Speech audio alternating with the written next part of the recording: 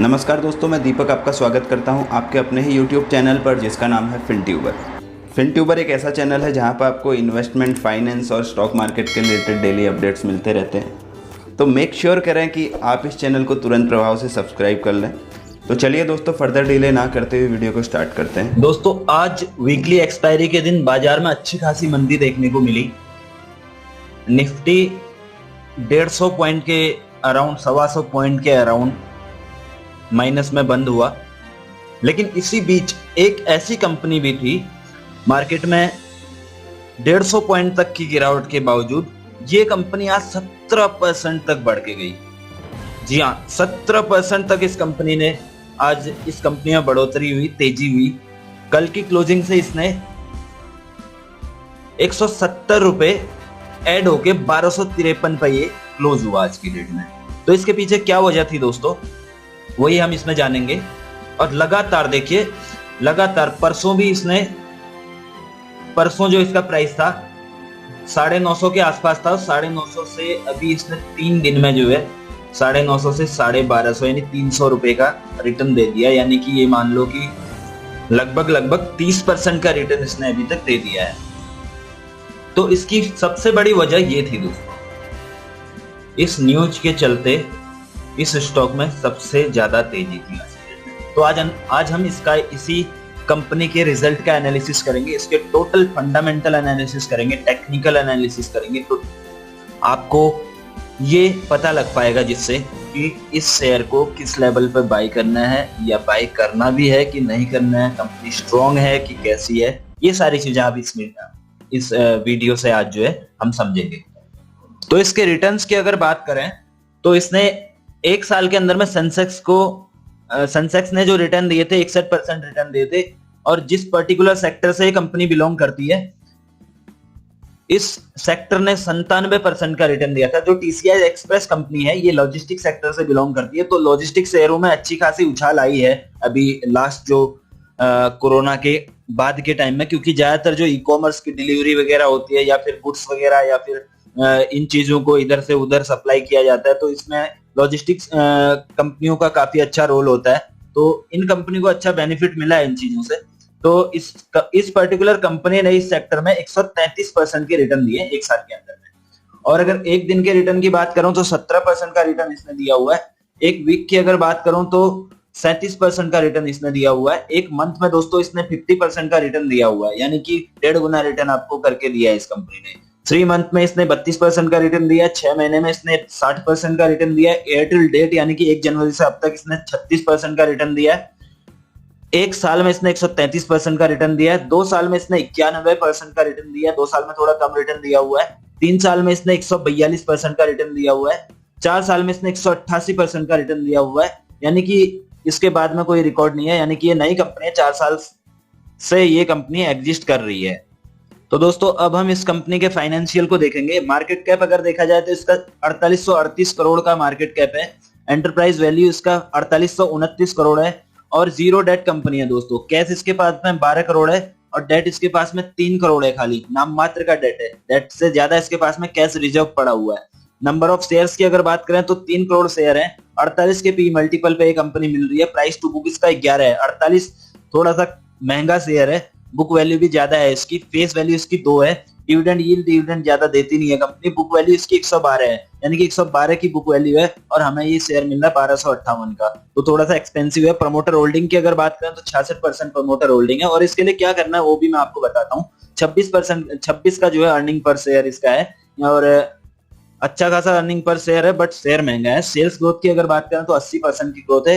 Return on equity 29 है, ROC 38 है, profit growth 8 है। यानी कि ये जो रिकॉर्ड है इसके लास्ट ईयर का, जो अभी लास्ट ईयर जो एंड हुआ था वो रिकॉर्ड इसका है। और अभी जो हम रिजल्ट एनालिसिस करेंगे इसको थोड़ी देर बाद, तो उसमें अभी का जो है करंट इसके रेशियोज वगैरह देखेंगे। और फिनोलॉजी जो प्लेटफॉर्म है, ये स्टार वगैरह देके कंपनी को इस लायक बनाता है कि रिटेल इन्वेस्टर भी इजीली समझ सकते हैं कि इस स्टॉक में इन्वेस्ट करना है कि नहीं करना है। एक तरीके से रेटिंग वगैरह ये मिल जाती है यहाँ पे। तो ओनरशिप के लिए इन्होंने 4 स्टार दिए हुए हैं 5 में से। वैल्यूएशन महंगा है, देखिए वैल्यूएशन के लिए सिर्फ 2 स्टार इनको मिले हुए हैं। वैल्यूएशन यानी कि फेयर भी नहीं है एक तरीके से। और एफिशिएंसी देखिए 5 स्टार है, एफिशिएंसी काफी अच्छी है, स्टेबल फाइनेंशियल है तो 4.5 स्टार इसमें मिले हुए हैं इनको। और अब इसी तरीके से हम इंडस्ट्री के पीई को एनालिसिस करेंगे, इसकी जो पीयर कंपनी है उनके पीई किस तरीके से चल रहे हैं अभी आज के टाइम में।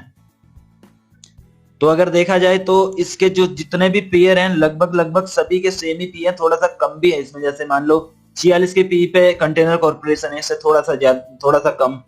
और एजिस लॉजिस्टिक जो 117 के पी पे मिल रहा है, 48 का पी जो है इस पर्टिकुलर कंपनी का है, और 157 का महिंद्रा लॉजिस्टिक का है। तो एक तरीके से टॉप की कंपनियां तो पी ज्यादा भी है तो चलता है, क्योंकि ग्रोथ के हिसाब से लोग इन्वेस्ट करते हैं इनके अंदर में पैसा। और गेटवे डिस्ट्रीपार्क करके कंपनी का 33 का पी है, दूसरी भी ऑल कार्गो है, इसमें 17 का पी है। और ट्रांसपोर्ट कॉर्पोरेशन टीसीआई ही इसकी जो मदर कंसर्न है, इसमें 20 का अर्निंग पर शेयर है। वीआरएल लॉजिस्टिक में जो है सॉरी पी है, और वीआरएल लॉजिस्टिक में 219 का पी है।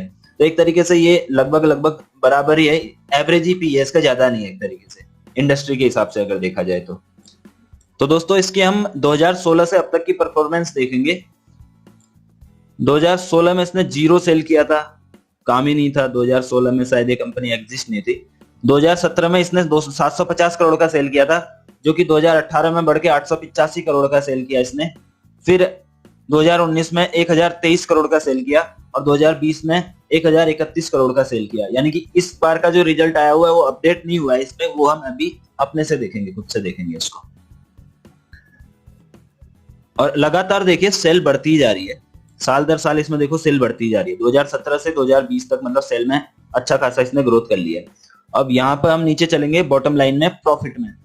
प्रॉफिट इसने 37.49 करोड़ का किया था 2017 में, 2018 में 58 करोड़ का किया था, 2019 में 72 करोड़ का किया था। प्रॉफिट में भी अच्छा खासा ग्रोथ है, ग्रो कर रही है, ईयर ऑन ईयर बेसिस पे ग्रोथ कर रही है। 72 से लेके फिर 89 करोड़ का इसने प्रॉफिट किया। अभी इस साल का क्या प्रॉफिट किया हुआ वो भी देखने वाली बात होगी। तो हम इसका ग्रोथ देखते हैं। तो दोस्तों ये जो है ये क्वार्टरली ग्रोथ है इसका। पिछले साल 2020 में मार्च का जो क्वार्टर था उसका सेल, और 2021 में जो मार्च का क्वार्टर था उसका सेल, ये हमने दिसंबर और मार्च का नहीं लिया हुआ है, ये साल दर साल का हमने लिया हुआ है। तो एक तरीके से ऐसे हम आज इसको देखेंगे।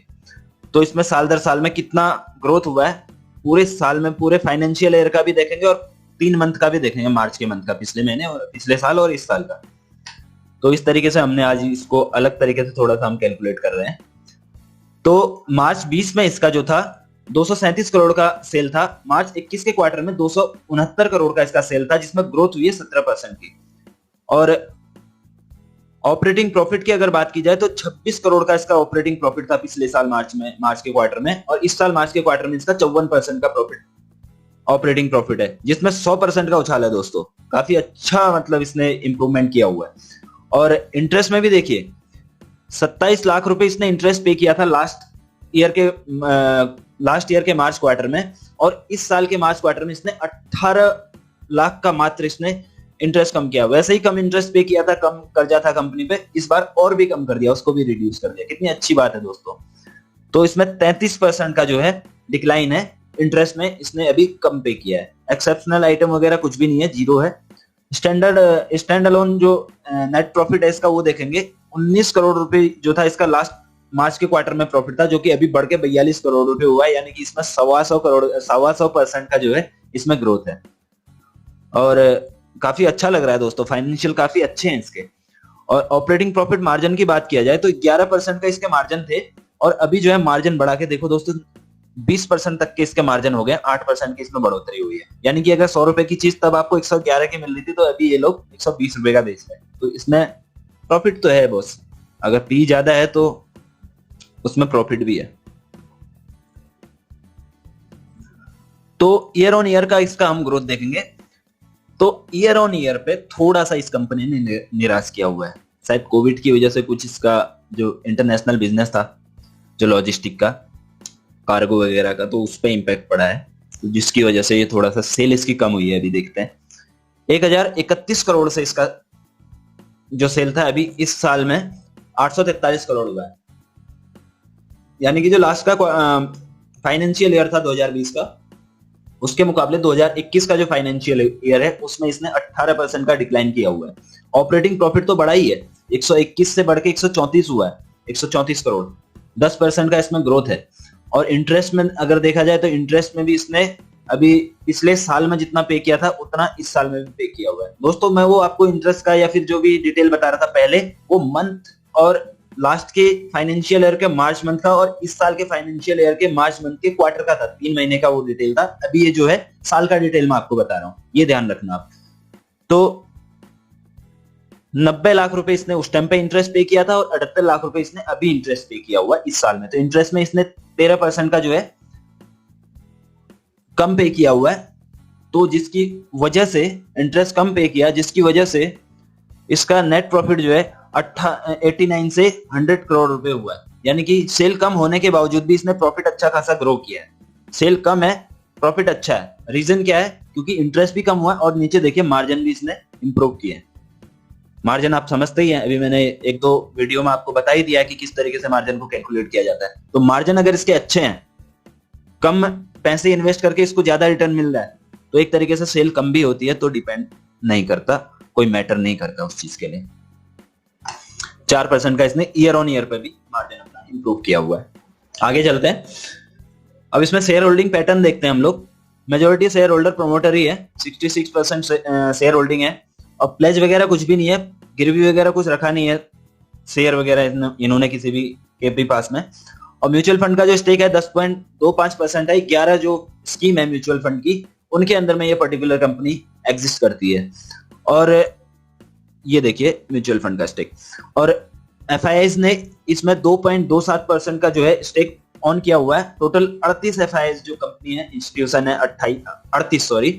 तो इन कंपनियों के अंदर में इस कंपनी का स्टेक है। प्रमोटर विद हाईएस्ट होल्डिंग की अगर देखा जाए तो भोरू का एक्सप्रेस कंसोलिडेटेड लिमिटेड, ये इसकी सिस्टर कंसर्न है। तो उस कंपनी के पास में इसका मेजोरिटी स्टेक होल्डिंग है 44% की, 44.38% की। और अगर हाईएस्ट पब्लिक शेयर होल्डर की अगर बात करें तो कैनरा रेपको म्यूचुअल फंड का जो स्मॉल कैप फंड है, उसने इसमें इन्वेस्ट किया हुआ है 3.159 करोड़, 3.159% स्टेक जो है कंपनी का कैनरा बैंक के पास में। कैनरा बैंक का जो म्यूचुअल फंड का स्कीम है उसके पास में है। तो अच्छा है, कैनरा बैंक भी अच्छा बैंक है, इंस्टीट्यूशन है। तो इंस्टीट्यूशनल इन्वेस्टर अगर इसमें 3% से ऊपर अगर स्टेक कर रहा है किसी भी कंपनी में, तो उसको अच्छा माना जाएगा, उसको गलत नहीं कह सकते हैं। तो हमने इसके फाइनेंशियल वगैरह देख लिया। अब थोड़ा सा इसका ब्रीफली जो है बिजनेस मॉडल भी देख लेते हैं कि किस चीज में ये कंपनी डील करती है। सरफेस एक्सप्रेस का काम है डोमेस्टिक एयर एक्सप्रेस, यानी कि डोमेस्टिक जो कार्गो है उसके अंदर में भी ये डील करती है। शिपिंग जो कार्गो वगैरह जाता है इधर से उधर, दिल्ली से मुंबई, मुंबई से दिल्ली, फ्लाइट के थ्रू जो कार्गो जाता है एयर एक्सप्रेस, उसमें ये डील करती है। इंटरनेशनल एयर एक्सप्रेस यानी कि इंटरनेशनल कार्गो में भी ये कंपनी है। देखिए बॉस, अभी कोरोना की वजह से ये बिजनेस इसका जो है श्योरली मैं कहता हूं कि इम्पैक्ट हुआ होगा, क्योंकि फॉरेन में जो है अभी आना जाना जो है कार्गो का ज्यादा हो नहीं रहा है, क्योंकि कंज्यूमर कम हुए मार्केट में। अगर आप मानो चाहे ना मानो, लेकिन कंज्यूमर बहुत ज्यादा कम हुए मार्केट में, पब्लिक निकल नहीं रही है। अगर जो भी लोग हैं अपने एरिया में ही, मतलब लोकल आइटम ज्यादा बिक रहा है, तो इसलिए मतलब है ये है कि एकदम ही खत्म हो गया ऐसा नहीं है, लेकिन 50% तक तो रिड्यूस हुआ है सेल वगैरह।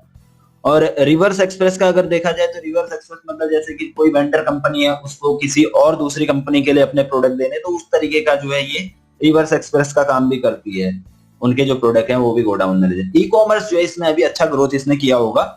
ई कॉमर्स क्योंकि कोरोना के बाद में काफी ज्यादा जो लोगों का जो आने जाने का जो मार्केट में निकलने का जो काम है वो कम हो गया है। ई कॉमर्स कंपनियां वो सारा काम कर रही है। और ई कॉमर्स कंपनियां भी थर्ड पार्टी को हायर करती हैं। अमेजोन वगैरह अगर आपके घर पर कोई सप्लाई पार्सल लेके आता है तो वो डायरेक्टली अमेजोन अपने खुद की कार्गो से नहीं लेके आता है, वो ई कार्ट को हायर करता है, वो ऑल कार्गो को हायर करता है, वो इसको टीसीआई एक्सप्रेस को हायर करता है। तो इस तरीके से इसका अमेजोन और फ्लिपकार्ट जैसी कंपनियों के जो ई कॉमर्स कंपनियां हैं इनके साथ में भी टाई अप है, तो इनके लिए भी ये कंपनी काम करती है।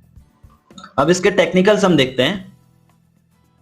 टेक्निकल्स की अगर बात करें तो यहाँ पे इसका जो है स्ट्रॉन्ग सपोर्ट है, और आज जो इसका ब्रेकआउट आया हुआ है ये लाइफ टाइम हाई पे है और वॉल्यूम के साथ में इसका ब्रेकआउट आया हुआ है। तो ये मान लीजिए कि अभी तो ये नीचे गिरने वाला है नहीं, जब तक मार्केट एकदम एक्सट्रीमली बियरिश कंडीशन में ना आ जाए तब तक ये गिरेगा नहीं।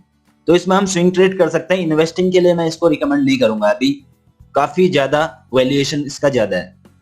इन्वेस्ट अगर हमको करना है तो हमको वेट करना पड़ेगा इसके नीचे आने का या फिर नेक्स्ट रिजल्ट के इसके आने का, तब तक कि कुछ ना कुछ किसी ना किसी रीजन से बस एक बार नीचे गिर जाए तो हम इसको 1000 के लेवल पर भी अगर हमको मिल जाएगा तो हम बाय कर लेंगे। 1000 से मतलब चालू करेंगे, स्टार्ट करेंगे बाय करना, पूरा का पूरा पैसा हम इसमें डालने देंगे कि 1000 रुपए में आ गया तो चलो ले लिया पूरे के पूरे, नहीं ऐसा नहीं करना अपने को। हमको करना है कि 1000 में थोड़ा बहुत शेयर ले लिया अपना, जितना भी, जैसे मान लो इसका एलोकेशन हमको 100 शेयर इसके लेने, तो 1000 तक आने में 5-10 शेयर ले लिए, फिर थोड़ा नीचे आएगा फिर 20 शेयर ले लिए, फिर थोड़ा नीचे आएगा फिर 20-30 ले लिए। तो इस तरीके से हमको करना होता है। कोई मतलब एक साथ में कभी भी अपना पैसा पूरा एक साथ में एक शेयर के ऊपर मत डालो। एक कंपनी के ऊपर में अगर तुम पैसा लगा रहे हो तो उसको पोर्टफोलियो का 5 से 10% लगाओ उस कंपनी के अंदर में, खाली 5 से 10% में भी उसको भी चंक्स में लगाओ, उसको भी 10 टाइम में लगाओ, एक बार में मत लगाओ पैसा। तो ये इन्वेस्टिंग का एक तरीका होता है। तो दोस्तों कैसा लगा आपको आज का वीडियो, कमेंट जरूर करिएगा। कमेंट करने में कोई कंजूसी मत करिएगा, बताइएगा कि किस तरीके का आपको कंटेंट लगा। और अगर वीडियो पसंद आए तो लाइक कीजिए, शेयर कीजिए अपने दोस्तों के साथ में, और हाँ चैनल को सब्सक्राइब करना मत भूलिएगा। और thank you so much for watching this video.